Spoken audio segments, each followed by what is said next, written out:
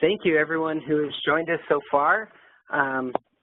We're so excited to have you here for this webinar, Enhancing Production and Safety Through Modular Procedural Automation. Before we get started, we want to run through a few housekeeping items. First of all, there's a couple different ways you can join for the audio. You can either use the toll-free numbers that are on your screen now, or you can use your computer audio, and you should be able to get the audio that way as well. If you have any technical difficulties throughout the webinar or just have general questions, please feel free to email us at webinars@us.yokogawa.com, or you can also use the Q&A and chat functions on the screen. We will have a question and answer session at the end of the webinar. To participate and share with us your questions, you can use the question and answer button in the upper right-hand corner of your screen. It's also in the lower right-hand corner of the screen as well. And just go ahead and select all panelists, and we'll be able to see those questions and answer them at the end of the presentation. If we don't get to your question, then we will go ahead and catch those and make sure to contact you directly. Finally, shortly after the event, you will receive a copy of the recording of the webinar, as well as copies of the slides. Please feel free to pass these along to your colleagues and your friends. We really hope that this will be a good resource for you. Also, at the very end of the webinar, a short survey will pop up, and we ask you to go ahead and participate in that. This will give us some feedback as to what you thought of the webinar, ways in which we can improve, and also the topics that you're most interested in learning more about. We want to continue to do these and would love to hear what you think of them and what you're interested in. Again, we're so glad that you guys were able to join us here for this Enhancing Production and Safety Through Modular Procedural Automation. It's going to be a fantastic topic, and we've got some great presenters with us. First of all, we've got Tom Fisk, who is the Principal Solutions Architect in Yokogawa's Global Strategic Technology Center. He has a PhD in chemical engineering and is an MPA. He has over 25 years of experience in the automation industry. He's been a consultant, he's done it all, and he's got some great experience to share with us. We also have Kobayashi-san, who is our General Manager of Advanced Solutions and the father of Exopilot, which is actually Yokogawa's MPA solution. Kobayashi has implemented over 1,200 MPA projects and will remain on hand to answer any project-related or technical deployment-related questions. Finally, we've got Jean Chen, who is a Software Solutions Product Manager at Yokogawa and who has spent over 30 years in the industry as both a customer. He's also been an application and systems developer and is currently one of our product managers. We're so thankful to have all of these guys with us today. And with that, we'll turn the time over to Tom, and we'll get started. Thank you. Thank you, Josh. So we conducted a survey of operating company executives and identified major challenges in achieving highly effective operations. And these challenges are improving operator efficiency, increasing asset availability, improving safety and security, and improving human reliability. Now, some of these issues are not strictly independent. For instance, human reliability has a profound effect on all the other areas, and availability and specifically reliability can have a profound effect on safety, security, and so on. So let me just talk a little bit about safety. All executives indicated that safety is a major concern for them, their #1 priority. And they really mean it. They're sincere about that, and they're well-intentioned. But look at the headlines. A man dies in an industrial explosion, tank explodes, killing 5, 9 killed in a blast at a chemical plant, 3 dead after an explosion at a gas plant, and the list goes on. And you know, what these all have in common is that they're very, very recent incidences. And this isn't uncommon. I scan the headlines frequently, and I can fill pages and pages like this in a single week. So despite their best efforts to improve safety, major incidences still keep happening at an alarming rate. And according to the energy practice of Marsh Limited, incident severity is also rising. And this trend is similar across all industrial sectors. The average cost of a major incident is about $80 million, and the damage to brand is really irreparable. So, you know, what's going on here? But we need to look at it a little closer. The cause of major incidences are equipment, process, and people related. Operator error is most frequently cited as the number one cause. Startups, shutdowns, transitions, and abnormal conditions are when most of these incidences occur. And these situations, although they represent only 10% of the operating regime, they account for at least 50% of all safety-related events. And I've also heard some companies say that it's really more like 70%. The World Offshore Accident Database indicates that unsafe procedures and unsafe acts account for the majority of the offshore accidents. Now, to compound the problems, plants are constantly changing. They need to meet new and evolving regulatory requirements, and they've got to compete, so they're continually trying to improve efficiencies. So as the plant changes, new procedures need to be established, and operators need to be retrained. Now, the lack of asset availability and unplanned downtime is a leading cause for lost profits. Analyst firms indicate that 3 to 8% of production capacity is typically lost from each plant due to unscheduled downtimes. And causes of unplanned downtime include longer than anticipated startups and shutdowns. You're not making any money during those periods. And this can be caused by people not knowing what to do. Some of these startups and shutdowns occur on an infrequent basis, and there's not a lot of people left that have the knowledge or skills to do them correctly. Or the company just doesn't have the procedures correctly or well documented to be executed properly. And I've heard in some industries that about 20% of startups are failures. Now that doesn't mean that they all lead to an incident, but it does represent a significant loss. And other factors are unexpected breakdown of critical equipment, and again, in many cases, it's human error. The efficiency of a plant obviously has an effect on the bottom line, and there are many ways to improve margins, such as increase in production throughput, increase in yield, longer production runs with less disruptions, shorter and safer startups and shutdown, optimal energy management, and so on. And there's also many ways to influence those factors, such as using advanced control technologies, optimization techniques, but also there are many parts of the plant that are still operated in manual mode, and many loops are just not well tuned. So there are numerous opportunities across the plant to improve regulatory control, and finding these opportunities and executing a strategy to improve control and stability improves efficiency. And operational loss often occur because operators don't have the proper skills, the training, the procedures, or sufficient situational awareness to run a process in an optimal state or to keep it away from an unsafe state.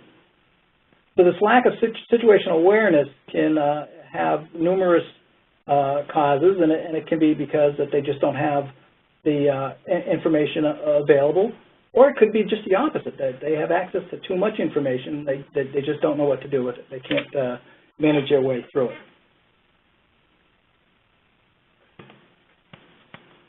And human reliability is another problem. We see that the baby boomers are exiting the workforce and taking with them extensive tacit knowledge. It is said that about 50% of a company's knowledge base resides in the heads of its employees. So this loss of knowledge will really be detrimental to operating companies. We just can't expect new operators with little experience to respond in the same way that a 30-year vet does. So it's really important to capture and codify implicit knowledge and best practices of our most experienced operators.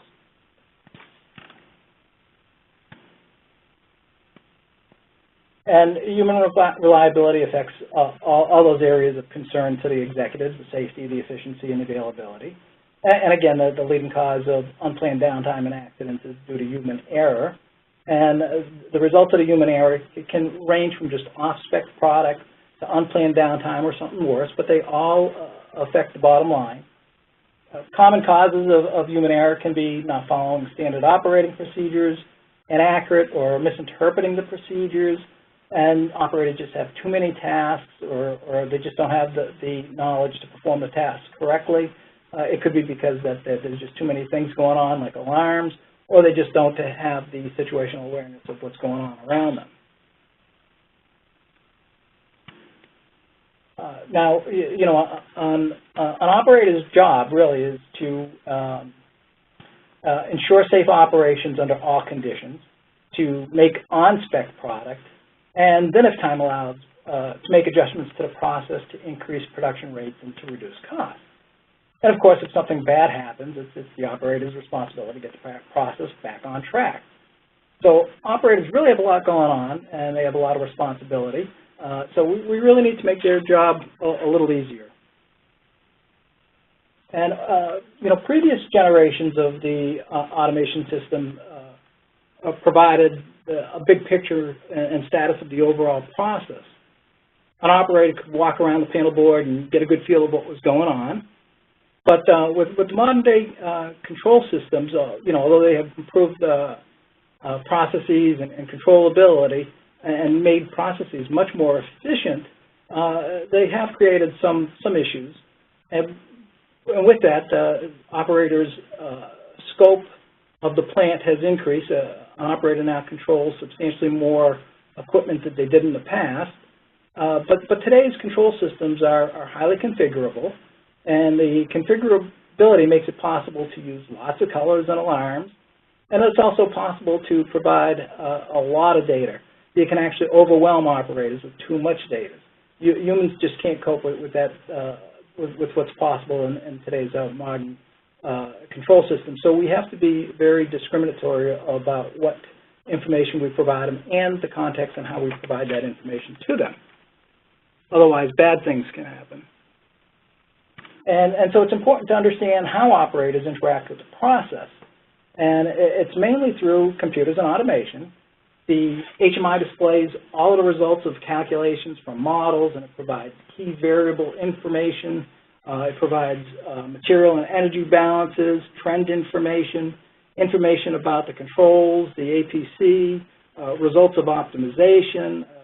They have access to product quality, and also information necessary to make changes in set points, and much more information.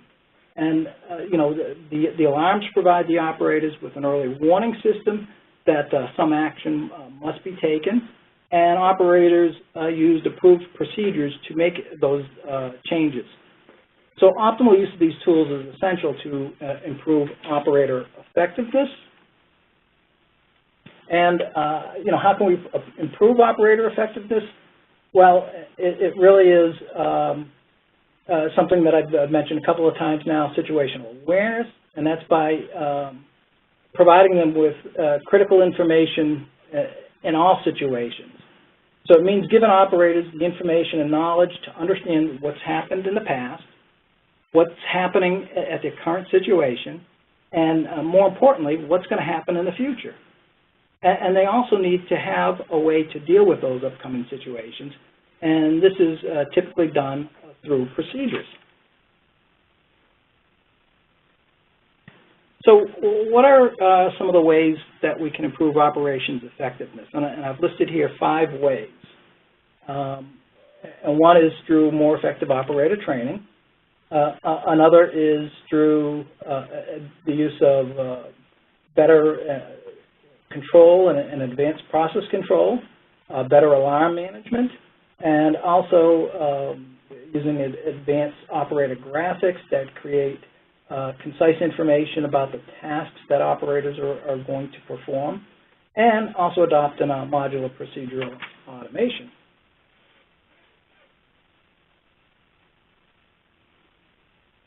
So I'll just talk a little bit about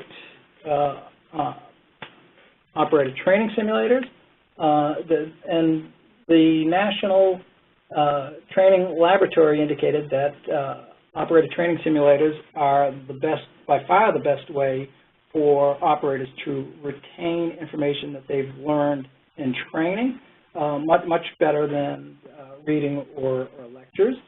And the use of operator training simulators provide operators with real-world situations that they rarely encounter in a real plant situation, and it prepares them for those situations without putting the plant or people in jeopardy. Also, today's operator training simulators can do much more than just train operators, of course. They can be used for a host of other activities, such as engineering studies, as well as perform operational analysis. We also have advanced process control. As I mentioned earlier, the stable operation is important for safety and efficiency improvements, and the improved stability afforded with APC allows companies to push constraints so that they can get more out of their process. In addition to APC, it's imperative to resolve issues with problematic loops that are in manual, to improve stability and operability. Another way to improve human reliability in control room setting is to provide decision support systems that improve the way they interact with the process. For instance, in a control room, many are still operating from alarm to alarm, so it's important to have a good alarm management program that can reduce those nuisance alarms. Another way is to improve the HMI to support operators' tasks instead of just using the old PNID style graphical representations of the process that conveys little information about the state of operation and what's going on. And quite often, procedures are really updated and sometimes left in binders that aren't readily accessible and never used. So capturing and utilizing best practices through automated procedures help reduce one of the biggest sources of human errors and helps to improve efficiency in the plant. And with that, I will turn it over to Gene. Hey, thanks, Tom. I appreciate that. So I wanted to focus a little bit more on MPA, or Modular Procedural Automation. I thought I might start off with a little bit of a history lesson. So back in the 30s, we had a very advanced flying machine called the Flying Fortress, but it crashed on takeoff. Post-analysis showed that it was just too complicated. The gust block was still engaged upon takeoff, which prevented the control surfaces from being manipulated by the pilot, and that caused the airplane to crash. So for those of you who don't know what a gust block is, when an airplane is grounded or landed, those are put into place to lock the control surfaces, the flaps and the tail rudder in place, so that they're not damaged if in case there's a gust of wind that comes along and flips them. So with the gust block in place, again, pilot could not properly operate the plane, and it ended up crashing.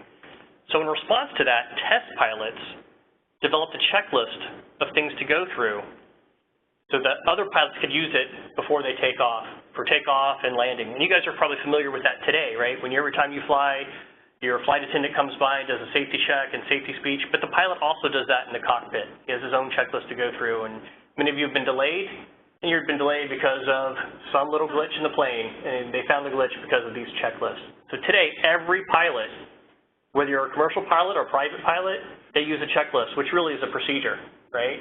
And the key to this is these procedures are developed by pilots for pilots, right? So similarly, we use procedures today in industry to address these challenges. And we believe MPA can help address the challenge of retiring workforce and capturing their knowledge, mitigating safety risks, and helping you with your operational and production excellence. You know, we live in a global world. We have a global economy today, and we understand that for you to be competitive, you have to constantly look at cutting your costs and improving your production. So what is MPA? MPA is Modular Procedural Automation. So So what do we mean by modular? The modular are different components within the plant. Different areas in your plant will have different procedures. You have plant-level procedures, and you have equipment-level procedures. But if you take a closer look at the different procedures you have, you'll find that several of them are repeated. So if you have 100 procedures in the plant, you might be writing the same procedure over 60 times. So to help you with your management of change, you could then modularize certain segments of the procedure. This will help you with your management of change. So if you change it, you implement the change once, and it gets pushed out to all the procedures who use it. It also can help you standardize on your training, and that lessens the risk of mistakes. Because if you typed out a procedure 60 times, you might actually type it out 60 different ways. And this way you can standardize on your training. You have one procedure to do a certain function, and everybody learns how to do that the same way. So that's what modular brings to you. Now, this concept is not really new. The batch industry has used MPA-type processes for a long time in ISA 88. But batch processes have different requirements than continuous processes. So in 2010, Yokogawa partnered with peers in the industry and customers and formed ISA 106 to develop a standard around procedural automation for continuous processes.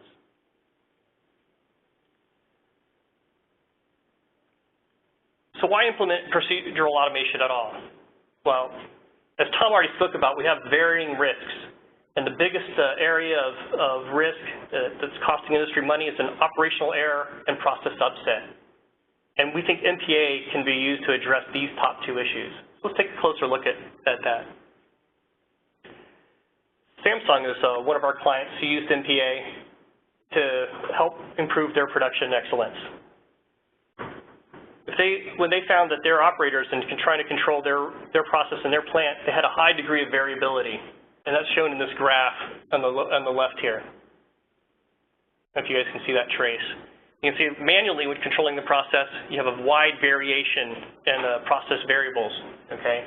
And then when they went to implement MPA to help them automate their process and provide guidance to the operator, they were able to tighten up on the process variables, so they had less variability in the process, which resulted in higher yields, higher quality, and lower cost for the customer.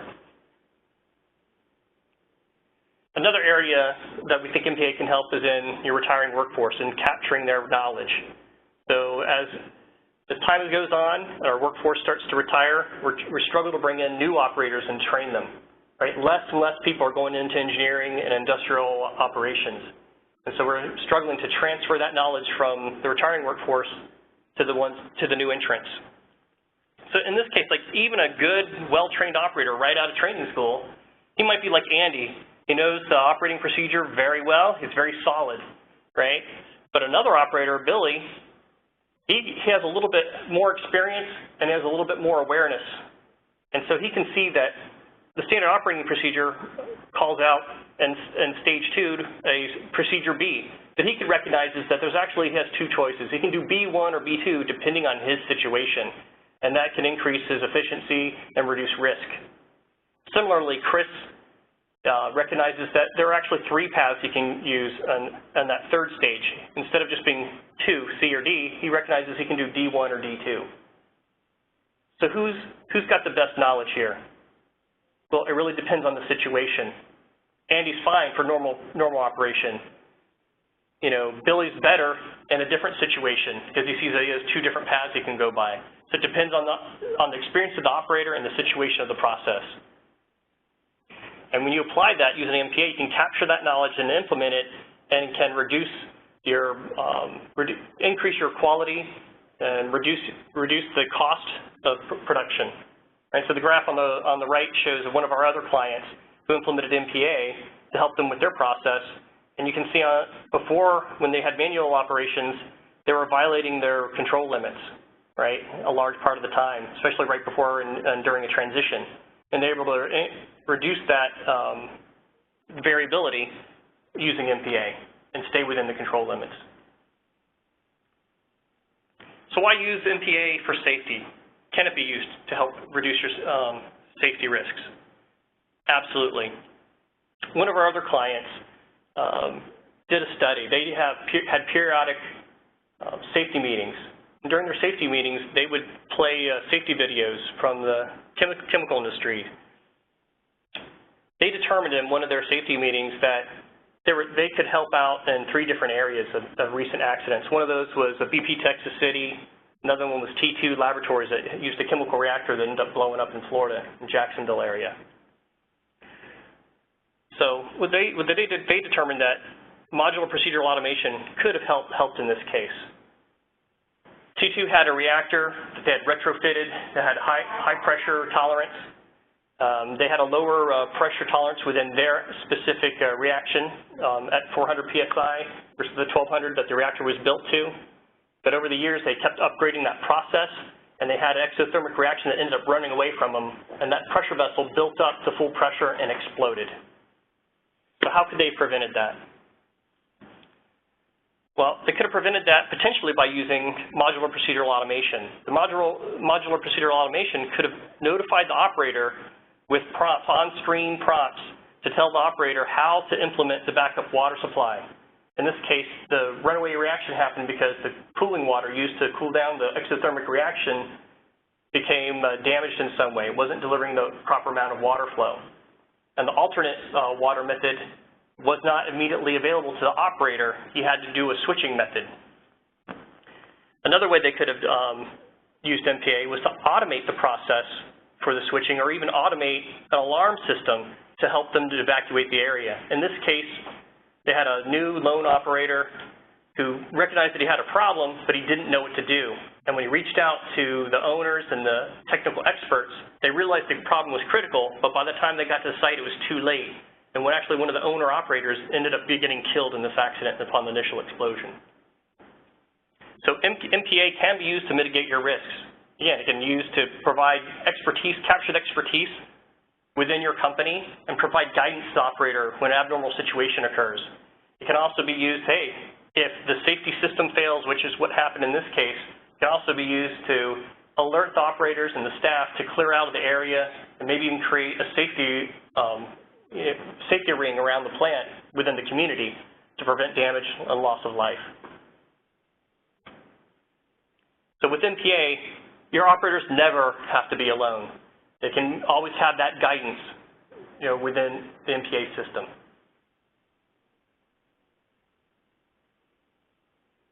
So why use MPA for consistent operations?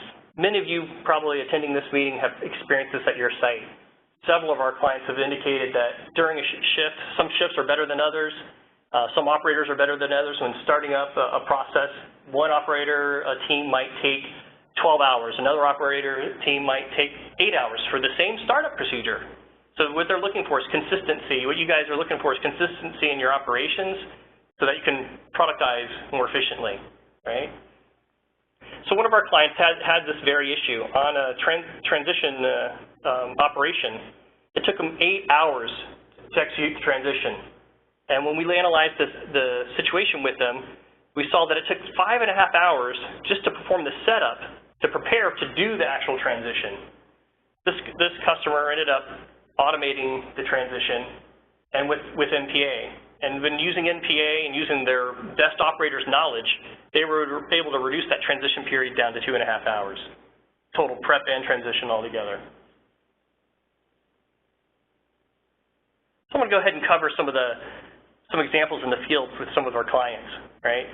When you're looking to implement an MPA project or application, it's really important to identify the purpose of the project. What are you really going after? What are you trying to improve? That will determine the measurement parameters, right? What are you going to measure before and after? And so in this particular customer is a high-density polyethylene plant.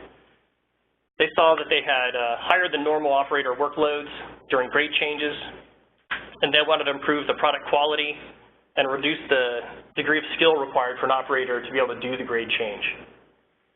Another reason why they wanted to do this is because they had to have these grade changes daily or multiple times per day, because in the polymer industry, when they're creating product for a customer, it's built to order, so they have to change product creation several times a day, right, oftentimes.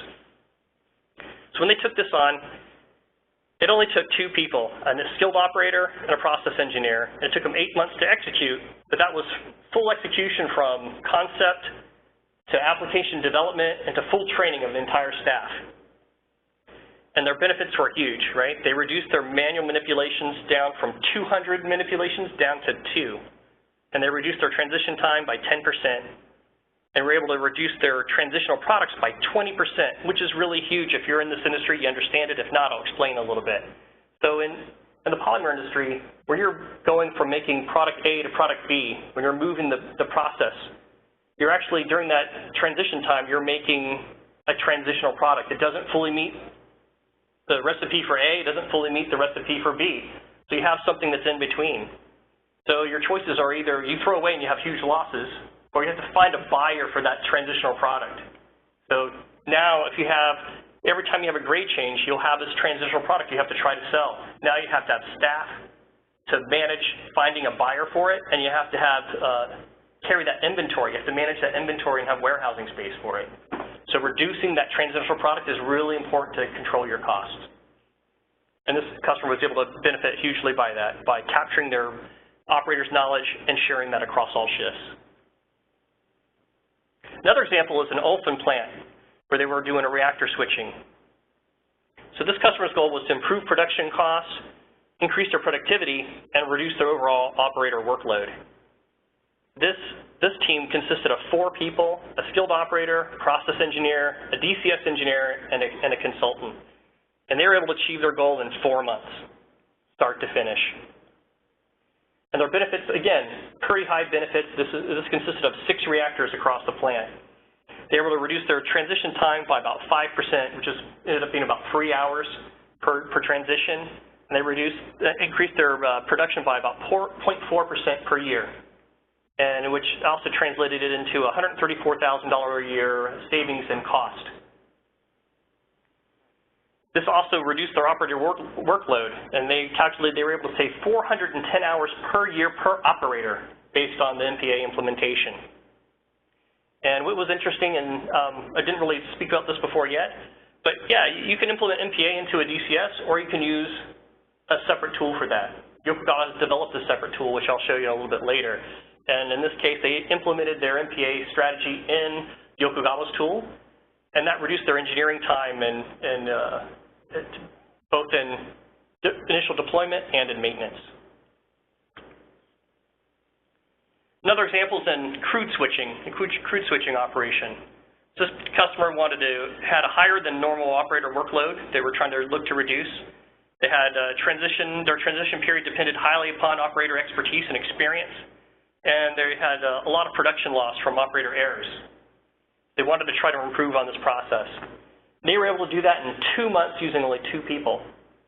And the payback, again, huge. They reduced their 8-hour transition time down to 2.5 hours, and they reduced 130 operator manipulations down to 10. And what's also interesting is oftentimes you'll find if you automate using modular procedural automation, you'll find that you can actually achieve a reduction in nuisance alarms. In this case, they reduced their process alarms by 2,000 by implementing the automation. They were able to streamline their transition time. They had no operator errors during the measurement period after implementation, and they were able to share their best practices across all shifts again. So how might you decide what MPA projects to use at your site? So we have some advisement for that, right? First thing is identify your business criteria, as I just showed you our prior clients did in those examples. Figure out how are you going to measure success, right? Your business goals or your production goals will determine what you're actually going to measure. Then you need to prioritize the potential projects based on those goals, based on the values that you're measuring. And then you can decide whether you automate or semi-automate based on your business or safety criticality and your experience in the area. If you have very low level of experience, then it might be harder for you to automate, right? So for your site, which ones do you go first? I think of it as four categories that really exist for you to think about when you're implementing an MPA project. First area that you might look at is safety and environmental risk. If your process is such that you have a high risk of environmental release or high risk for personnel danger or equipment damage, then you need to look here and maybe benefit from the modular procedural automation. Similarly, you might have a business critical or production critical project that you want to implement. So for example, off-well production, when they're doing a startup, that's a dangerous time for them, because if they have a trip at startup, that could result in a well shut-in where they might not be able to open the well again, which they've just wasted billions or millions or billions of dollars in developing that well, and they might have to re-drill another well that they can produce from, or try to spend lots of money to rectify the well shut-in that just occurred. Similarly, in the chemicals business, you might have a catalyst that has reduced life if you have a trip during a startup because of thermal shock, and you want to reduce that. So if you have those kinds of situations, you might look to have MPA to reduce your operator error, have smoother startups. The other area to look at then is wherever you have a high level of manual operation. So if you're having a high manual operation requirement and during a grade change, recipe change, or some kind of process transition, and this occurs frequently, like daily or multiple times a day, this is an area where you can really benefit. Because of the high frequency of it, that means you have high frequency of risk to your process, and you can reduce that risk with MPA by automating it or providing better guidance to the operators. You can have a smoother transition and reduce your cost. The fourth area is around troubleshooting and managing abnormal situations. And I would recommend that you only look at this after you've done the other three areas first. The reason why I have that recommendation is because this is probably the hardest one to implement. It's by definition, it's hard because these probably are rare occurrences. Because you're troubleshooting, you have less experience in the area, and it takes deeper knowledge and deeper analysis. And so if you're going to go after this class of project, I would recommend that you develop a strong team internally, and you also hire in an external consultant to help you go through it. So again, some of the things you can do. Number one and number two, I would look at those production critical areas and safety critical areas. And once you've taken care of those, if you're still unsure what the next step should be or where you should look for a project, you might take a look at looking at your PID loops.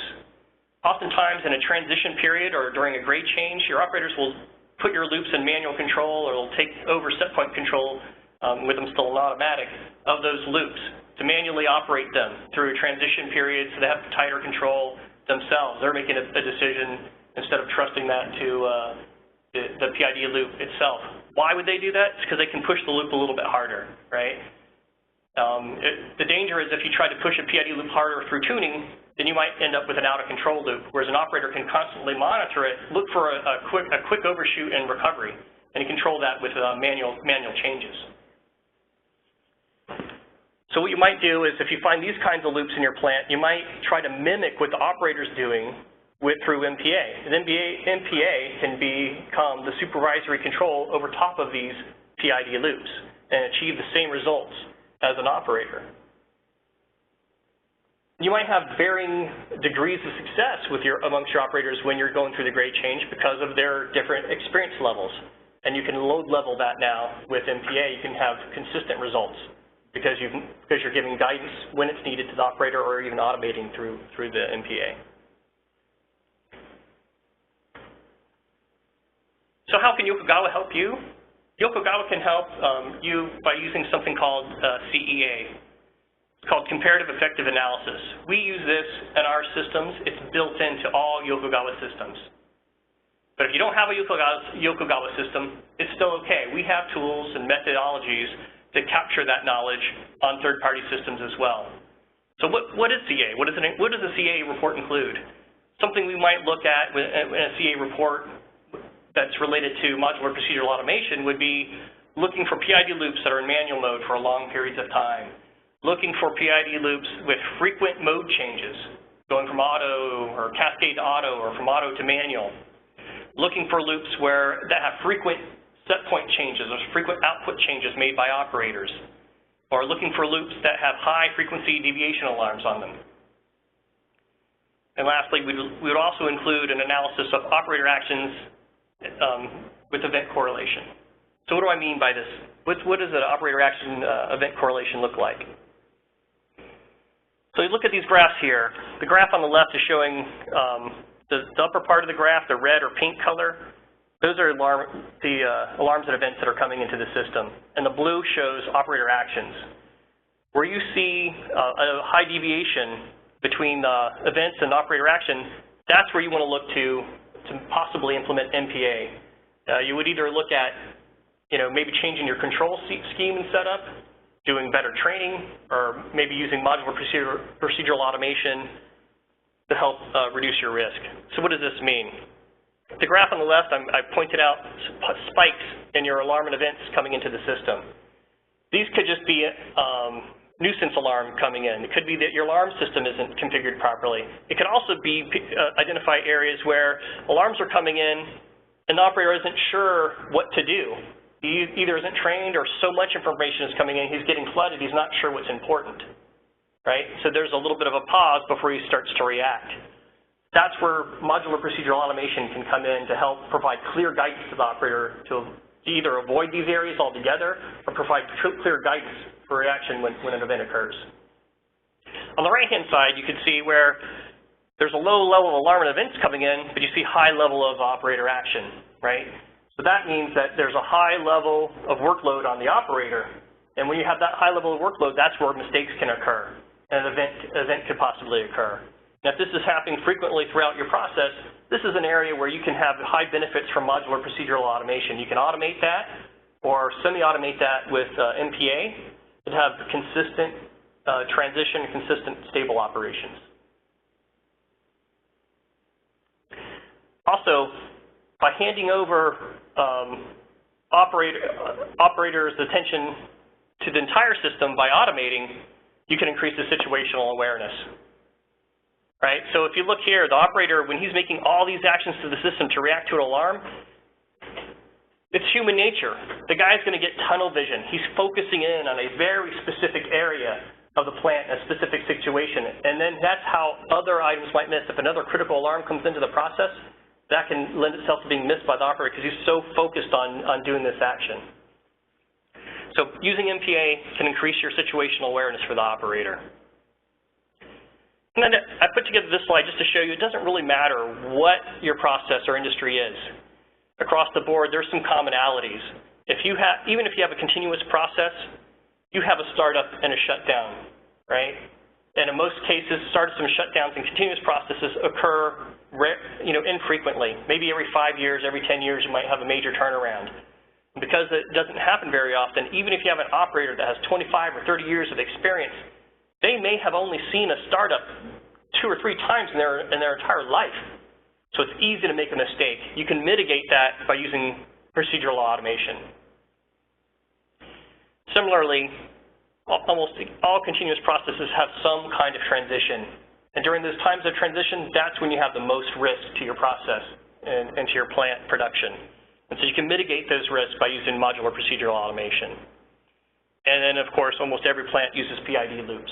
And if they are found to be in manual mode, then you're not really using them to their greatest effectiveness.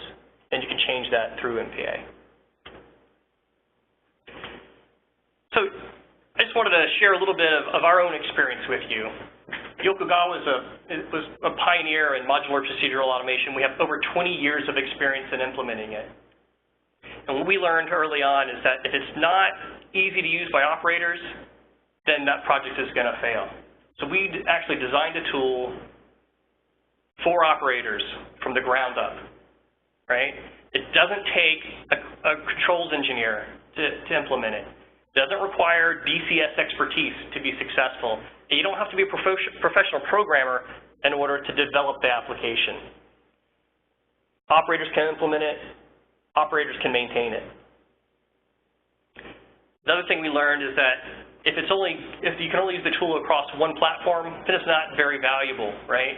Because in reality, most plants have several different platforms at their site. They have different PLCs, different DCSs, different SCADA systems. And so what we did, we devised a tool that can operate over every automation platform. We also realized, again, just to keep it easy for the operator, you can either dedicate a screen just for the procedures to give guidance to the operator, or you can incorporate that into the graphics. And we found that the best effectiveness oftentimes is to incorporate the guidance from MPA into an existing operator graphic, right, process control graphic. And this is an example of that.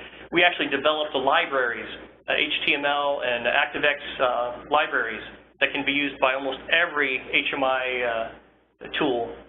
And this one shows how an MPA is embedded into an existing process graphic. It's this very top line object here. You can see these little red check boxes. Those are procedure guidances that have already been executed by the operator. The next step is highlighted in yellow here. When the operator clicks on that, then he gets, great. When he clicks on that, you get a pop-up telling the operator what he needs to do next. What's the next step in this procedure? Provides guidance and parameters.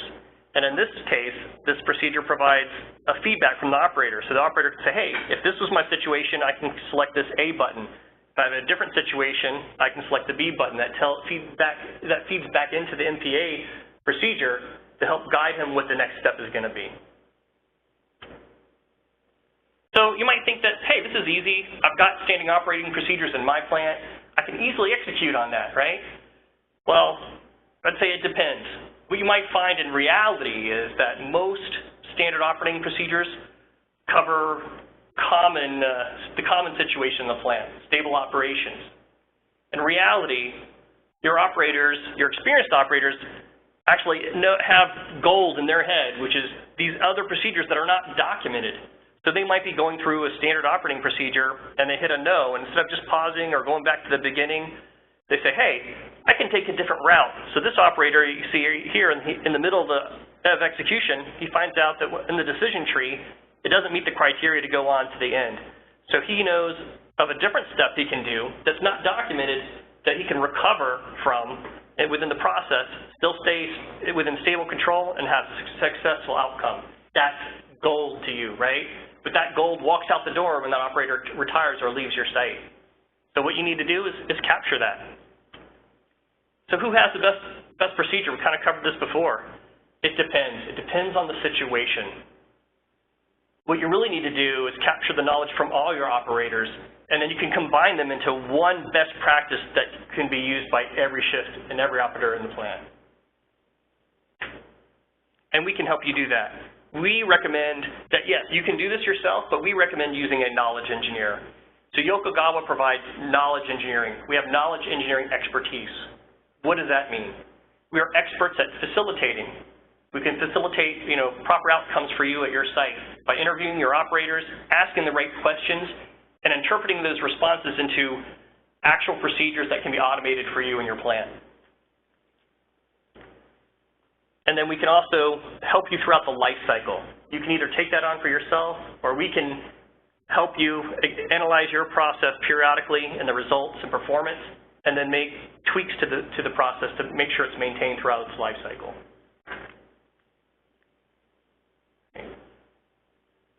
Right? So bottom line is that MPA helps you standardize and automate your procedures. It's all about capturing your operating know-how and implementing that as a standard operating procedure in your plant for guidance to your operators. And instead of just having just a checklist that you're training your operators on, you should look to automate that wherever possible to have the most reliable, consistent outcomes. With MPA implemented, it's like having your most experienced operators at hand at all times. I kind of sped up a little bit here. I wanted to make sure we had room for any Q&A that you might have. So I'd like to go ahead and entertain any questions from attendees at this time. Yeah, thank you again, Gene and Tom. You guys both had some great information. We'll go ahead and take those question and answer. If you guys could use that portion in the bottom right-hand corner of your screen and type in any questions you might have. You can also use the chat function. We'll be able to answer any questions that you have. We've got a couple that have started to come in. The first one is, what is the most common use of your MPA solution? Is it for supervisory control or operator guidance? So I think we have a combination, but basically from customers. But what I would find it probably varies from different areas of the world. So certain areas of the world, real estate is really tight. There's a premium on experienced operators, and in those areas, we found that automation, full automation using MPA is very high. Other areas in areas in the United States, from what I've seen so far, it's probably more balanced and leaning maybe towards more operator guidance. So they see that it's still critical to have the human in the loop. They want the human there, but they want to have better information delivered to their operators so they can make better decisions. It also depends on the level of the automation in the field area. If the all related control valve are fully automated, then customer has the room to fully automate the procedure using the valve. Yeah, so it depends on the level of automation that's already been achieved at the plant. And if they've had near full automation, if they're already at 80–90% automation, then most of those customers will use MPA to fully close that gap towards 100% automation. Great, thank you.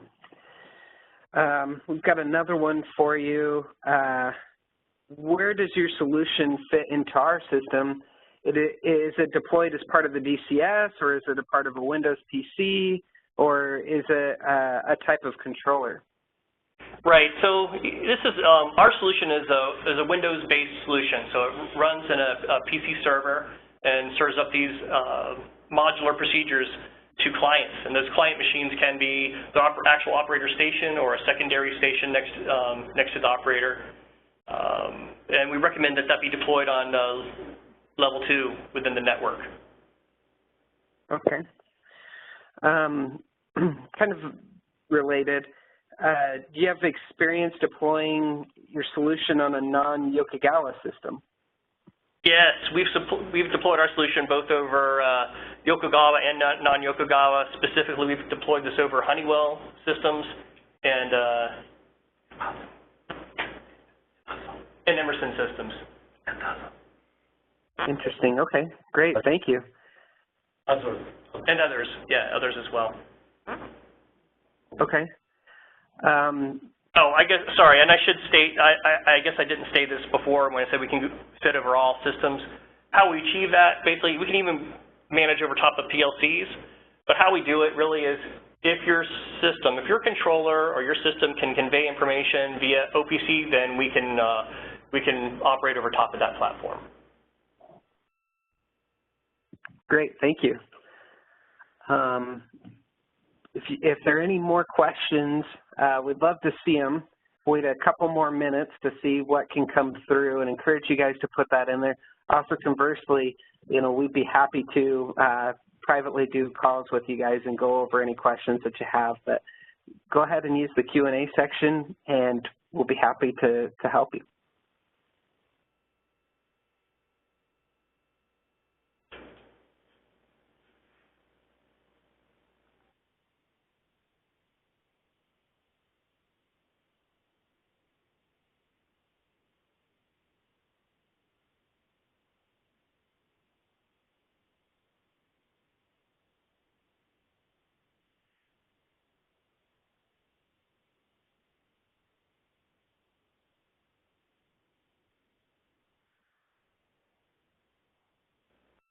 Okay, here's a question that has just come in. It says, will it help during the auditing of an event?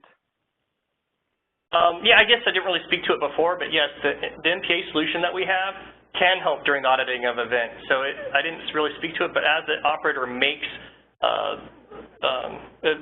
selects the different steps within the procedure, then actually responds to it by making the different selections, it actually produces a timestamp and log. So you can go back and compare that with your sequence of events log and make correlations to see what happened and improve next time. Perfect, thank you. Here's another question. Could you please go over again the implementation of your solution software? How does that implementation work? So, sure, I didn't reserve time in this. I'm trying to flip back here. I didn't reserve time to actually do a live demo. If you're interested in that, please go ahead and email us, and we can set up either a separate session or we can have you attend a live workshop. But this screen here was showing the actual tool. This is a screenshot of the actual tool. And we actually have a library of objects. So if you can build, right, a logic chart or a flow chart diagram, you can write an MPA program using our tool. So basically we have this little symbol here is a start, then we have a similar block that shows an end. The squares are procedural blocks, and the diamonds are decision blocks. By dragging and drop. You just drag and drop right from the library, right onto the page, and then you just configure. You can, configure using plain text or making different selections on the different object properties. I'd be happy to go ahead and go through a specific procedure with you. We can do a simple one so you can see how easy it is to really use. Great, thank you. Any other questions?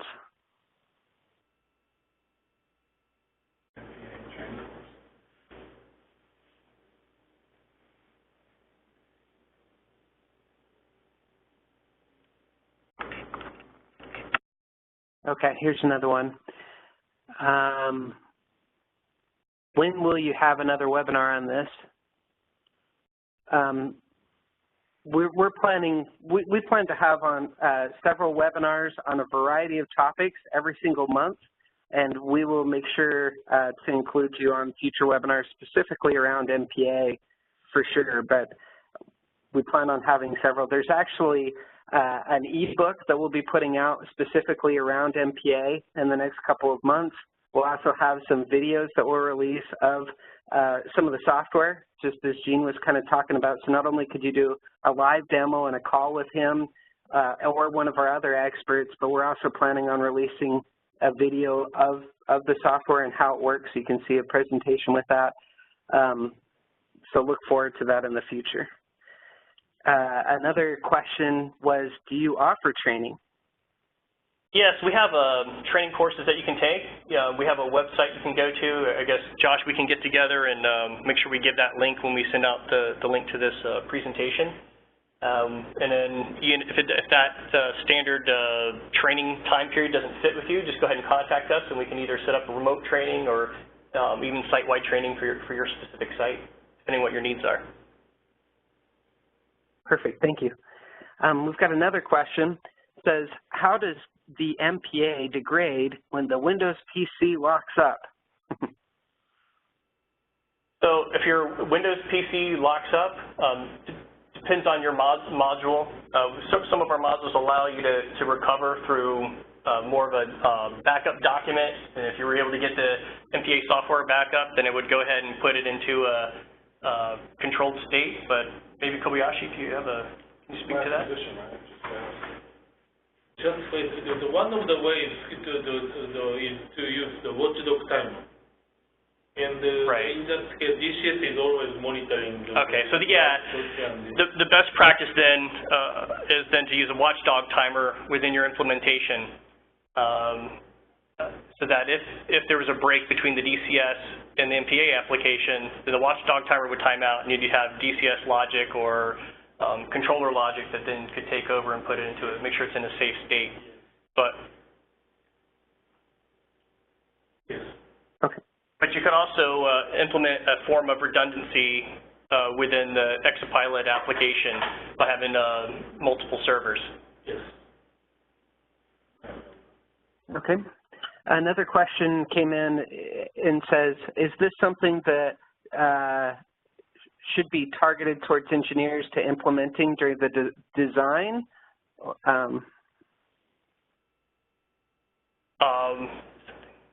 Engineers are targeting to implement during design. Is this something that you are targeting engineers? So in design phase of your process, if you have a greenfield or a major expansion at an existing site, I'd say absolutely yes. You should look to do that to execute at design time. And you can actually, if you were doing this at design time, you could even use the MPA as part of your training operations ahead of startup, right? So you could pair this with a OTS solution, operator training simulator solution, and then you can use these together to train your operating staff. You could even use it during normal operations to test out new operating schemes, new production schemes. Additionally, I think we can also utilize OTS to design the Exapilot application. And then, as Kobayashi said, oftentimes he used OTS systems to design the application, so you don't have to have this hooked up to a live application during the design time. You can do it offline against a simulator and then go live after it's been tested.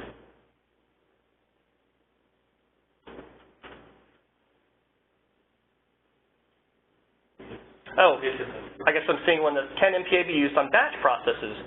Yes, you can use it, our MPA solution for batch processes, absolutely. It can be used for both batch and continuous processes. And it meets the 21 CFR 11 criteria. Okay, here's another one. It says, have you ever used this in water, wastewater applications? Yes, we have used this in water, wastewater applications, both for city municipalities as well as within plants.